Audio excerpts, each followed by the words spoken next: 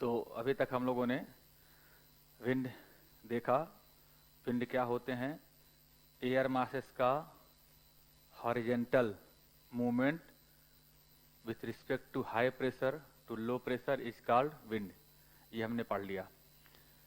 फिर हमने देखा कि विंड के डायरेक्शन और विंड के स्पीड को अफेक्ट करने वाले कौन कौन से फैक्टर हैं। तो हमने वहाँ बात किया 5 फैक्टर हैं। पहला प्रेशर ग्रेडियंट फोर्स, दूसरा कोरियोलिस बल फोर्स, तीसरा सेंट्रीपिटल फोर्स, चौथा रोटेशनल फोर्स और पांचवा हमने टेम्परेचर देखा। फिर हमने देखा टाइप्स ऑफ विंड कितने होते हैं। तो हमने कहा मेनली 3 टाइप ऑफ विंड्स होते हैं। पहला प्राइमरी विंड या परमानेंट विंड्स, या आप उसी को प्रिवेलिंग विंड्स बोलते हैं। दूसरा हमने कहा सेकेंडरी विंड्स, या आप उसको बोलते हैं सीजनल विंड्स। तीसरा हमने आपसे बात किया टर्सरी विंड या लोकल विंड। प्राइमरी विंड हम लोगों ने पूरा कंप्लीट किया था पिछले लेक्चर में। और प्राइमरी विंड में हमने आपसे कहा था कि 3 टाइप ऑफ विंड होते हैं। किसको प्राइमरी विंड कहा जाता है? तो हमने आपसे बात किया था कि पूरे थ्रू आउट द ईयर, पूरे साल भर ग्लोब पर फिक्स डायरेक्शन में, जिसका सोर्स फिक्स हो, जिसका डेस्टिनेशन फिक्स हो, जो हाई प्रेशर से लो प्रेशर तक चलती हों और जिनके ओरिजिन और डेस्टिनेशन के हिसाब से रोटेशन पूरे ईयर तक का फिक्स हो, ऐसे एयर को बोलते हैं, ऐसे विंड को बोलते हैं प्रिवेलिंग या परमानेंट या प्राइमरी विंड। ऐसी कुल 3 विंड हमने पढ़ी। पहला ट्रेड विंड, दूसरा वेस्टर्लीज और तीसरा पोलर विंड। ट्रेड विंड को हम ईस्टर्लीज भी बोलते हैं। ट्रेड विंड नाम इसलिए दिया गया क्योंकि एंशिएंट एरा में इसके द्वारा ट्रेड हुआ करते थे, इसलिए इसको ट्रेड विंड बोला गया। ईस्टर्लीज क्यों कहा गया? तो हमने आपसे बोला था कि कोई भी विंड जिस डायरेक्शन से जनरेट होती है, जहां उसका ओरिजिन है, जहां से वो चलना स्टार्ट करती है, उस डायरेक्शन के नाम पर ही उस विंड का नाम रखा जाता है। तो हमने आपको बताया था कि देखिए, जो ट्रेड विंड है वो ईस्ट की तरफ से मूवमेंट उसका स्टार्ट हो रहा है, इसलिए इसको ईस्टर्लीज भी बोलते हैं। और हमने आपसे बोला था कि जो ट्रेड विंड है या जो ईस्टर्लीज है, उसका जो सोर्स होता है वो 30 to 35 degree north, 30 to 35 degree south, दोनों हेमिस्फीयर में हाई प्रेशर से लो प्रेशर की तरफ चलता है। हाई प्रेशर है 30 to 35 degree north and south और लो प्रेशर है 10 degree north and south equatorial. फिर हमने आपसे पूछा था कि ये तो डिग्री में बात हो गई, अगर इसको रीजन में बात कहा जाए तो आप कहेंगे ट्रेड विंड जो चलती है वो सब ट्रॉपिकल हाई प्रेशर से लेकर के इक्वाटोरियल या ट्रॉपिकल लो प्रेशर की तरफ मूवमेंट उसका होता है।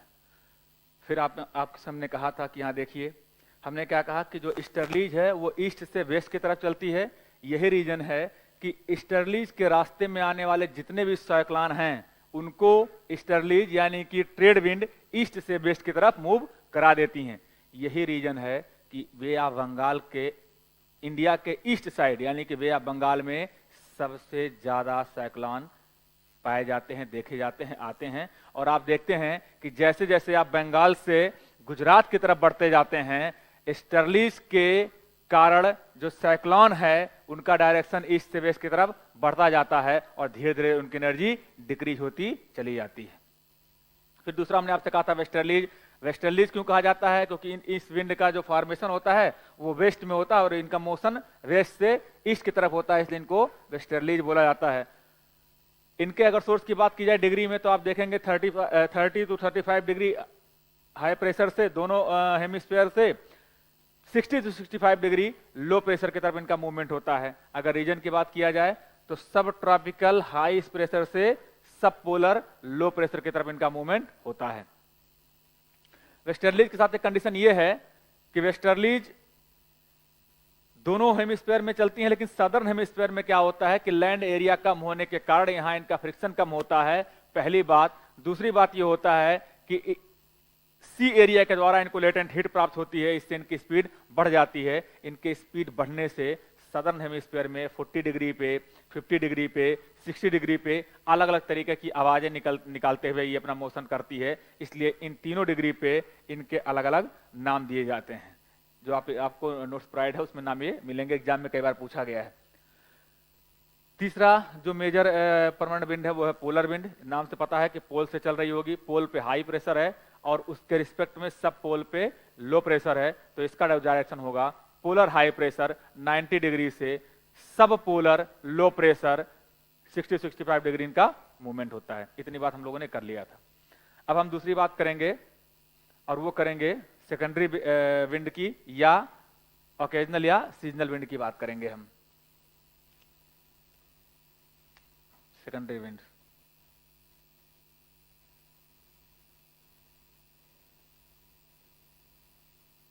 सेकेंडरी विंड्स में दो विंड्स मेजर हैं। पहला है जिसको आप बोलते हैं लैंड एंड सी ब्रीज, सी ब्रीजेज, और दूसरा है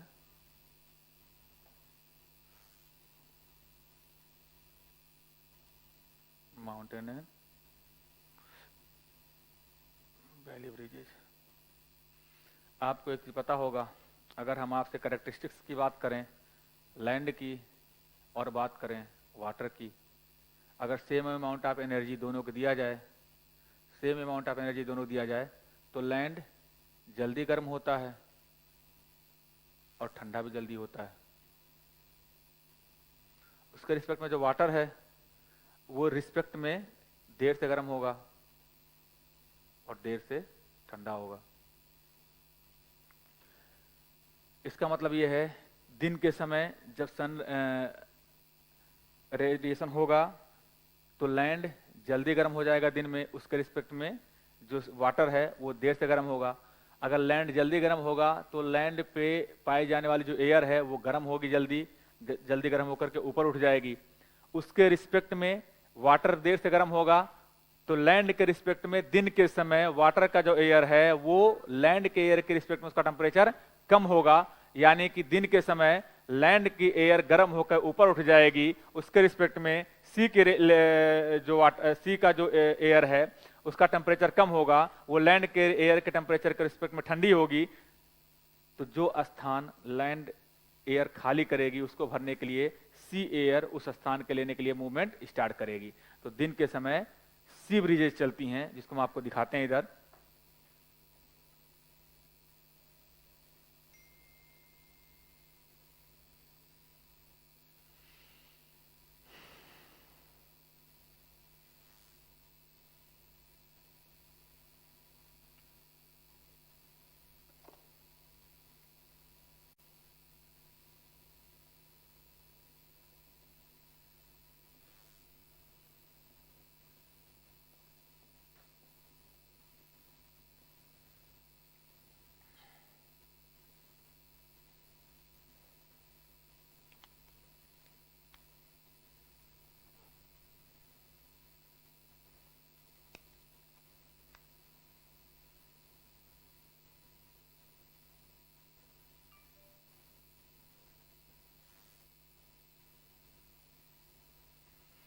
देखिए दिन के समय सूरज भाई साहब चमक रहे हैं, इनकी रोशनी लैंड को भी मिल रही है, ऊर्जा सी को भी मिल रही है। हमने आपसे कहा दिन के समय लैंड जल्दी गर्म होगा, लैंड जल्दी गर्म हो जाएगा तो यहाँ की एयर जल्दी गर्म हो जाएगी, यहाँ की एयर गर्म हो जाएगी तो गर्म एयर गर्म होकर क्या हो जाती है, ऊपर उठ जाती है। जब लैंड की एयर गर्म होकर ऊपर उठ जाएगी तो लैंड पे एक वैक्यूम क्रिएट हो जाएगा, उसके रिस्पेक्ट में सी देर से गर्म होगा, तो उसके रिस्पेक्ट में सी का जो एयर है वो ठंडी होगी, और ठंडी एयर क्या करती है, जो वैक्यूम क्रिएट होता है उसका स्थान लेने के लिए मूव कर जाती है। तो दिन के समय जो एयर चलेगी वो इस तरह चलेगी,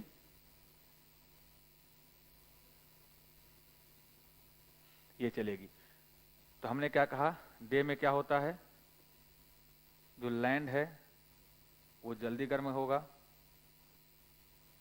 जल्दी गर्म होगा। या तो आप ये समझ गए ना आप, ये आपको मिलेगा प्रिंट आउट में।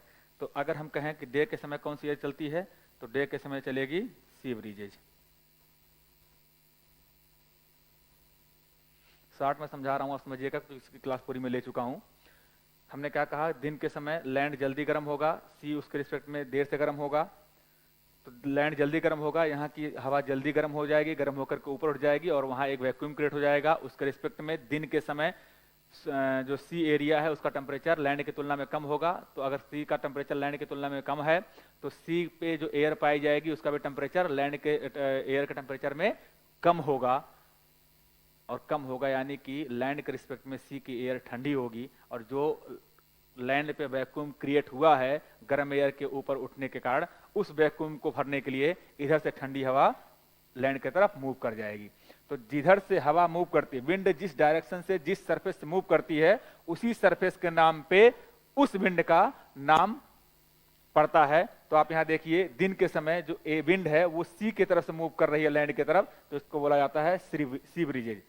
एक बात। दूसरी बात, जो ये सी ब्रिजेज हैं वो वाटर सरफेस से होते हुए जा रही हैं, तो वो अपने साथ वाटर को भी कंज्यूम की हैं, और जैसे जैसे वो सी से लैंड की तरफ मूव करेंगी, लैंड के एनर्जी को गेन करती जाएंगी, गर्म होती जाएंगी, सिकुड़ती जाएंगी। इस कंडीशन में यहाँ जो वाटर है वो यहाँ गर्म होकर के वाटर वेपर में कन्वर्ट हो जाएगा। वाटर वेपर में कन्वर्ट होने के बाद जो कंडेंसेशन होगा, कंडेंसेशन होने के बाद वो बारिश के रूप में फिर सरफेस पे गिरेंगी। इसका मतलब क्या है, सी ब्रिजेस से क्या होती है, रेनफॉल होता है।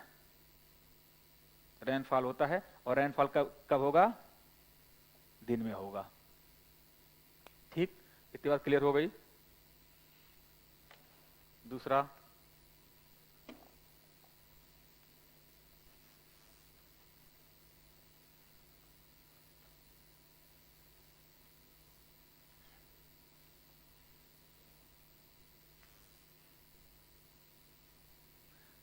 तो ये हो गई सी ब्रिजेज। दूसरा, रात के समय देखिए क्या होगा।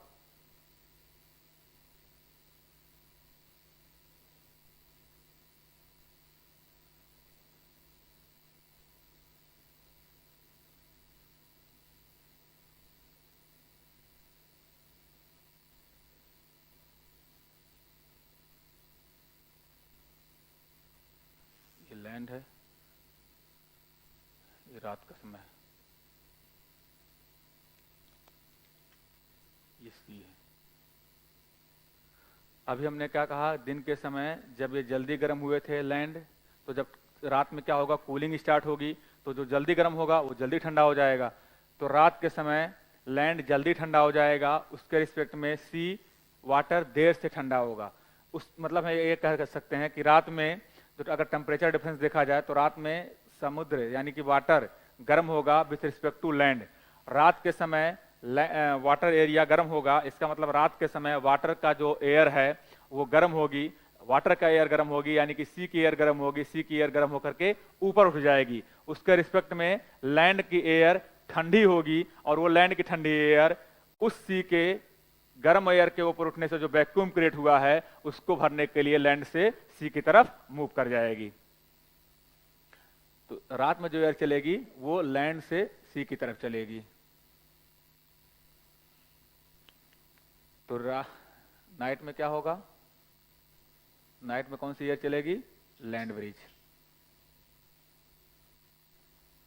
और लैंड ब्रिज कहां से चल रही है, लैंड एरिया चल रही है। लैंड एरिया चल रही है, इनके पास क्या है, वाटर वेपर या वाटर का कमी है, तो लैंड ब्रिजेस से बारिश होगी। तो आप बोलेंगे लैंड ब्रिजेस से बारिश नहीं होगी, तो इसका मतलब क्या है, लैंड ब्रिज से रेनफॉल नहीं होगा।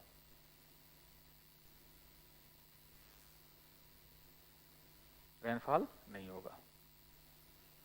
तो आप समझ गए, लैंड ब्रिज और सी ब्रिज में, लैंड ब्रिज रात के समय चलती है नाइट में, और सी ब्रिज डे के समय चलती है। सी ब्रिज से बारिश होगी, बारिश दिन में होगी, लैंड ब्रिज से बारिश नहीं होती। क्लियर है इतनी बात। अब आते हैं माउंटेन एंड वैली ब्रिज पे। माउंटेन एंड वैली ब्रिज,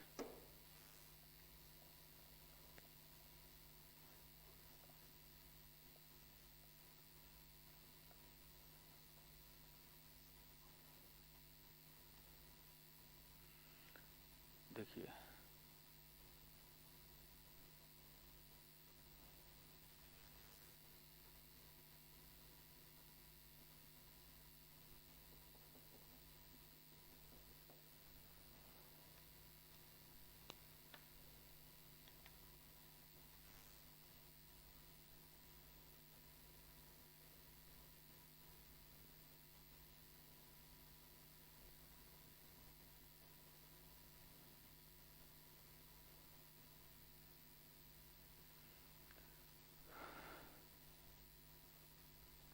दिन में देखिए, दिन में देखिए जब सूरज चमक रहा होगा, सूरज का सनरेज माउंटेन में भी पड़ेगा, वैली भी पड़ेगा, लेकिन दिन में माउंटेन यानी कि पर्वत सबसे पहले सनरेज माउंटेन पे पड़ेगी और काफ़ी देर बाद 12-1 बजे के बाद धीरे धीरे जा करके जब सूरज डूबने के कागार पे होगा, सनसेट के कागार पे होगा, तब जा करके वैली में प्रकाश या सनरेज पड़ेगी। इसका मतलब यह है कि दिन के समय माउंटेन को सबसे पहले और सबसे ज़्यादा मात्रा में सनरेज मिलेगी, तो माउंटेन एरिया वैली एरिया के रिस्पेक्ट में जल्दी गर्म होगा, ज़्यादा गर्म होगा। इसका मतलब क्या है, दिन के समय माउंटेन एरिया का टेम्परेचर वैली एरिया के टेम्परेचर से ज़्यादा होगा। इसका मतलब यह है दिन के समय माउंटेन के टेम्परेचर गर्म होने से माउंटेन एरिया का एयर जो है वो वैली के एयर से ज़्यादा गर्म होगी, माउंटेन की एयर गर्म होकर ऊपर उठ जाएगी। उसके रिस्पेक्ट में वैली का टेम्परेचर कम है तो वैली की एयर ठंडी होगी, और वो वैली की ठंडी एयर दिन के समय माउंटेन के गर्म एयर के ऊपर उठने से जो वैक्यूम क्रिएट हुआ है उसको भरने के लिए माउंटेन की तरफ मूव कर जाएगी। इसका मतलब यह है दिन के समय जो एयर चलेगी वो वैली एयर चलेगी।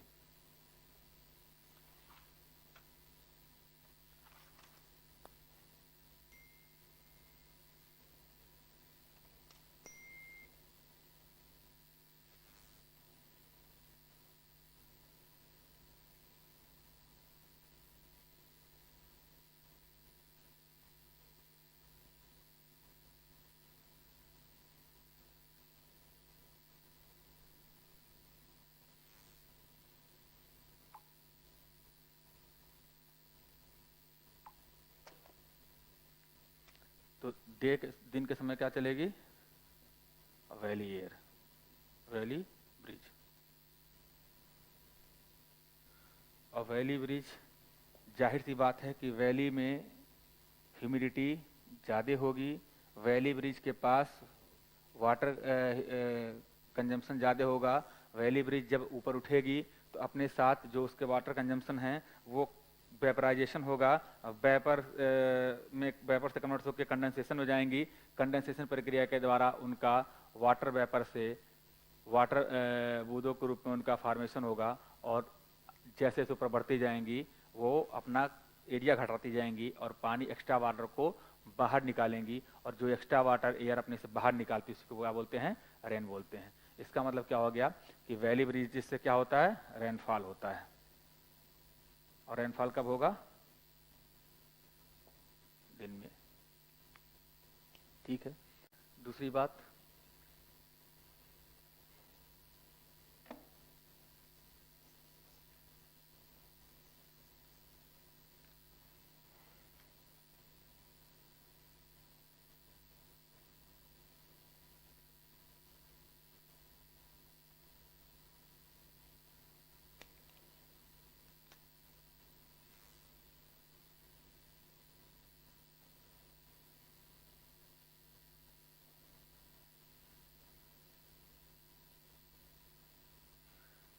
अब नाइट के समय देखिए, नाइट के समय कूलिंग स्टार्ट होगी।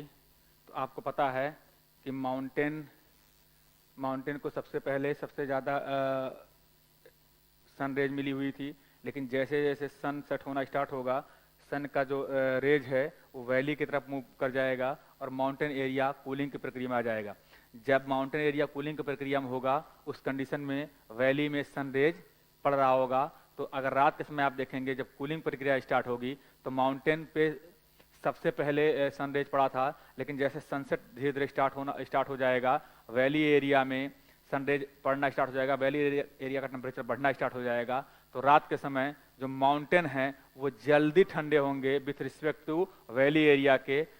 तो हम कह सकते हैं कि जो माउंटेन एरिया होगा रात में वहाँ का टेम्परेचर वैली के टेम्परेचर में ज़्यादा कम होगा।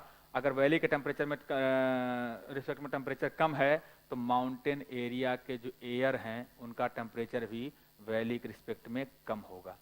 इसका मतलब क्या है, रात के समय माउंटेन एरिया के जो टेम्परेचर एयर है, माउंटेन ब्रिज है, वो ठंडी होगी, वैली ब्रिज गर्म होगी। वैली एयर गर्म होकर ऊपर उठ जाएगी रात के समय। जब ऊपर उठ जाएगी तो वहाँ एक वैक्यूम क्रिएट होगा। उस वैक्यूम को भरने के लिए माउंटेन की ठंडी एयर माउंटेन से वैली की तरफ मूव कर जाएगी। इसका मतलब यह है कि रात के समय जो एयर चलती है, जो ब्रिज चलती है, उसको हम माउंटेन ब्रिज कहते हैं।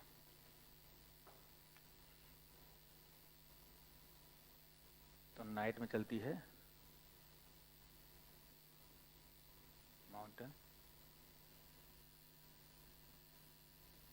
ब्रिज, और माउंटेन ब्रिज रेनफॉल नहीं कराती है।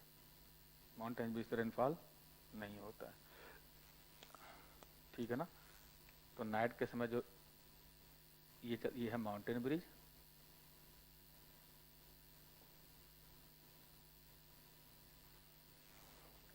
और दिन के समय चलेगी ये है वैली ब्रिज। और दिन के समय जो वैली ब्रिज चलती है घाटी से, तो माउंटेन की तरफ चलती है, उसको बोलते हैं एनावेंटिक, एनावेंटिक। और जो रात के समय चलती है माउंटेन से लेकर के वैली की तरफ, उसको बोलते हैं केटावेंटिक।